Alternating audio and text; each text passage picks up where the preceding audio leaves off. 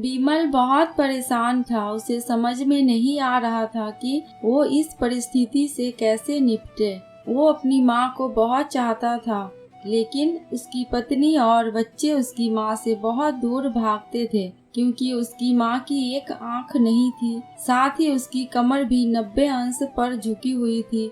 वैसे वो अपना काम सब कुछ खुद कर लेती, फिर भी वो उसकी पत्नी और बच्चों के लिए हमेशा खटकती है। दादी, आप ऊपर के कमरे में जाओ, मेरे दोस्त आ रहे हैं, विमल के बेटे अखिल ने बड़े बेरुखी से कहा।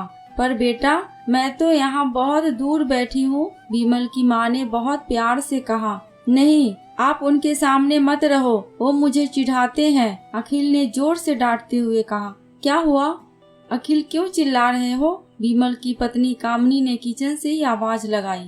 देखो न माँ, ये दादी यही ड्राइंग रूम में बैठी है और मेरे दोस्त आ रहे हैं, अखिल ने शिकायत भरे लहजे से कहा। माँ जी, आप ऊपर चली जाओ, क्यों हम लोगों को लजवाती हो? कामनी ने बेटे का पक्ष लेते हुए कहा। बेचारी सरस्वती चुपचाप उठकर जीने के सहारे ऊपर जाने लगी। कमर झुकी होने के कारण उन्हें ऊपर चढ़ने में बहुत परेशानी हो रही थी, किंतु वो पूरी ताकत से ऊपर के एक अकेले कोने वाले कमरे में जाकर बैठ गई।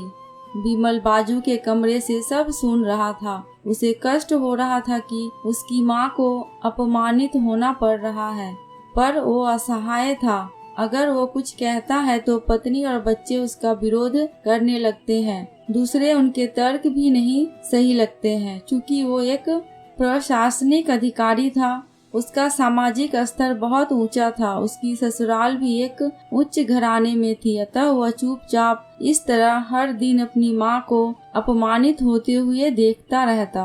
रात को विमल की पत्नी ने कहा, देखो जी, अब कुछ करो। कल कलेक्टर साहब की पत्नी आई थी। माँ जी अपनी देसी धुन धारा में उनसे मिली। मुझे बहुत शर्म आ रही थी, बताते हुए कि ये मेरी सास है। मैंने कह दिया कि दूर की रिश्तेदार है, इलाज कराने आई है।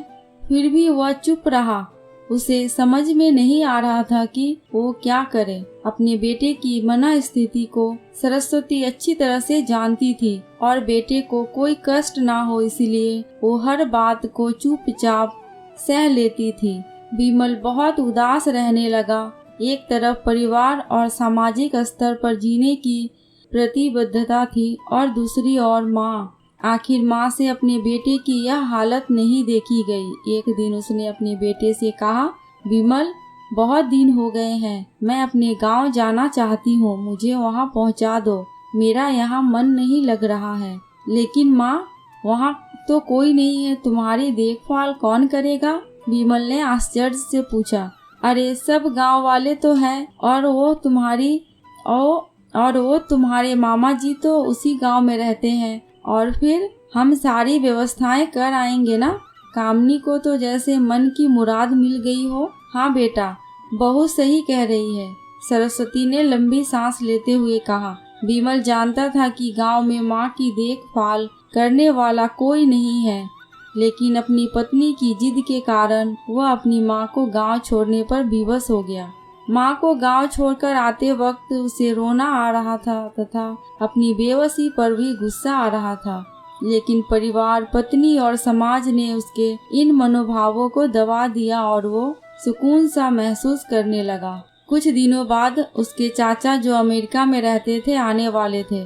जब विमल बहुत छोटा था, उसके पिता जीवित थे, तब वो भारत आए थे और उसके बाद वो अब भारत आने वाले थे। पूरा परिवार और आस पड़ोस बहुत उत्साहित था। अमेरिका से विमल के डॉक्टर चाचा आ रहे थे। डॉक्टर रमेश ने जैसे ही घर में कदम रखा, सबने मिलकर बहुत उत्साह से उनका स्वागत किया। क्यों विमल, भाभी नहीं दिख रही है, कहाँ है? डॉक्टर रमेश ने उत्सुकता पूर्वक पूछा। जी, वो गांव में रहती हैं, यहाँ उनका मन नहीं लगा, कामनी ने सपाट लहजे में उत्तर दिया। डॉक्टर रमेश ने विमल की ओर देखा तो विमल ने अपनी आंखें झुका ली। डॉक्टर रमेश सब समझ गए, बोले, कल हम भाभी से मिलने गांव चलेंगे सब लोग। दूसरे दिन सभी लोग गांव के घर में पहुंचे। देखा कि सरस्वती को बहुत तेज बुखार है और वो पलंग पर असहाय पड़ी है। डॉक्टर रमेश दौड़कर सरस्वती के पास गए उनके पैर छूकर रोने लगे। सरस्वती की यह हालत उनकी कल्पना से परे थी। वाह बेटा विमल, तूने तो नाम उजागर कर दिया।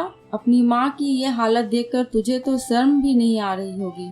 डॉक्टर रमेश ने विमल को लगभग डांटते हुए कहा। नहीं देवर जी, विमल का कोई दोष नहीं है। मैं खुद गांव आई थी। सरस्वती ने अपने बेटे का बचाव किया। मुझे सब पता चल गया। भाभी आप चुप रहो। क्यों बहू, तुम्हें अपनी सास की कुरूपता पसंद नहीं आई? समाज में तुम्हें नीचा देखना पड़ता है ना? डॉक्टर रमेश ने कामनी की ओर व्यंग से देखा। कामनी निरुत्तर होकर विमल को देखने लगी। आज तुम जिस सामाजिक स्तर पर हो वो इन्हीं के संघर्षों की देन है। और बेटा विमल, तुम्हें शायद मालूम ना हो कि बचपन में जब तुम 1 साल के थे तब छत से नीचे गिरने के कारण तुम्हारी एक आंख फूट गई थी और तुम्हारी रीढ़ की हड्डी में भी समस्या थी। तब तुम्हारी इस कुरूप माँ ने अपनी एक आंख और अपना बोन मैरो तुम्हें देकर इतना सुंदर स्वरूप दिया था। कामनी बेटा, इतने सालों तक संघर्ष करके बेटे को प्रशासनिक अधिकारी बनाने वाली इस संघर्षशील औरत की तुम लोगों ने ये दशा कर दी। तुम्हें ईश्वर कभी माफ नहीं करेगा। डॉक्टर रमेश की आंखों में आंसू के जलधारा बह रही थी। विमल को तो काटो तो खून नहीं था। डॉक्टर रमेश जो उसके चाचा थे, उन्होंने जो राज बताया उसके बाद तो विमल को यही लग रहा था कि उससे ज्यादा पापी इस दुनिया में कोई और है ही नहीं। वो दौड़ता गया और माँ सरस्वती के कदमों से लिपट गया। माँ, मेरा अपराध अक्षम्य है। मैं जानबूझकर चुप्पी साधे रहा, आपका अपमान करवाता रहा। अब सिर्फ आप ही उस घर में मेरे साथ रहेंगी और कोई नहीं। विमल ने आग्नेय दृष्टि से अपनी पत्नी और बच्चों को देखा। कामनी को भी बहुत पश्चाताप हो रहा था, लेकिन उसकी हिम्मत नहीं हो रही थी कि वह सरस्वती से आंख मिलाए। सरस्वती ने कामनी की मना स्थिति को समझकर उसको पुचकारते हुए अपने पास बुलाया और विमल को डांटते हुए कहा, खबरदार, जो मेरी बहू को मुझसे अलग करने की कोशिश की तो तुझे ही घर से बाहर निकाल दूंगी। कामनी और बच्चों ने सरस्वती के पैर पड़ते हुए अपने व्यवहार पर माफी मांगी और माँ के हृदय ने सबको माफ कर दिया।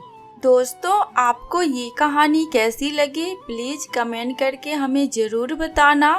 अगर थोड़ी सी भी अच्छी लगी हो तो प्लीज़ मेरे चैनल को सब्सक्राइब करके मेरी वीडियो को लाइक एंड शेयर कर देना। अंत तक वीडियो में बने रहने के लिए आपका दिल से बहुत बहुत शुक्रिया।